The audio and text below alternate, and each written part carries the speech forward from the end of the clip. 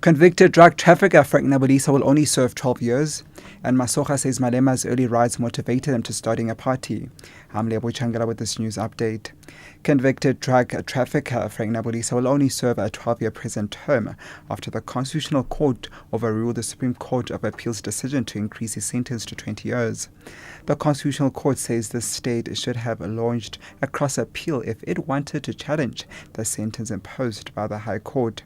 Nabulisa had complained that the state unfairly piggybacked on his own Supreme Court of Appeal challenge to his conviction and sentence. Nabulisa was convicted together with Ele, the ex-wife of the State Security Minister Siyabonga Cwele, for dealing in drugs. Constitutional Court Justice Chris Jafta explains the majority judgment. Therefore, the state lost its right to appeal in the circumstances because it never even asked for and obtained leave to appeal. It is fatal, I conclude, to the increase of the sentence imposed by that court because it means the Supreme Court of Appeal simply did not have jurisdiction to consider the issue of an increase in sentence. There's a heavy police presence outside the Cape Town Special Court where 192 people are appearing following an attempt to throw human waste outside the provincial legislature earlier this week. They're unhappy about portable toilets handed out by the city of Cape Town. State Prosecutor David Jacobs says they face charges of public violence and convening a gathering without notice. The accused were arrested on Monday at the Esplanade station with buckets of human waste before they reached the CBD.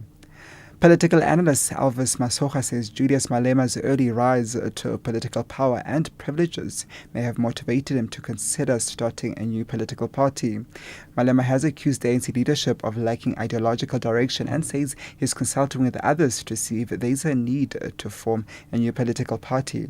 Malema says he will join others who call themselves economic freedom fighters to advocate a radical policy shift in favor of black South Africans.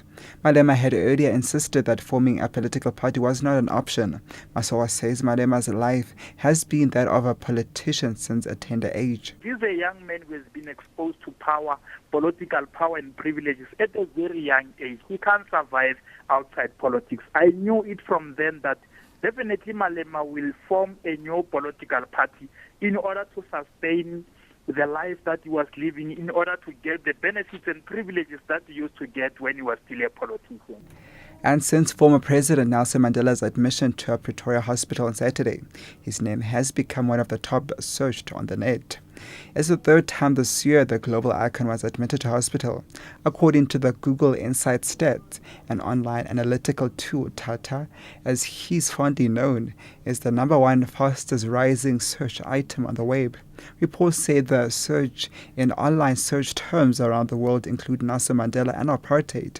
Edwin Ntshidi reports. When it comes to the top web searches, Madiba occupies number 7 and number 9 in the fastest rising topics in the country over the last few days. Online marketing experts Dave Duarte. Just looking at the analysis, never since 2010 has the name of Nelson Mandela been searched for as much online. It shows that people are more concerned. I don't think that South Africans are ready to let go. The news of the former president Nelson Mandela's admission to hospital first came through a statement by the presidency and later went viral worldwide. President Jacob Zuma has said the elderly statesman is in good hands. Edwin Ntshidi, SABC News.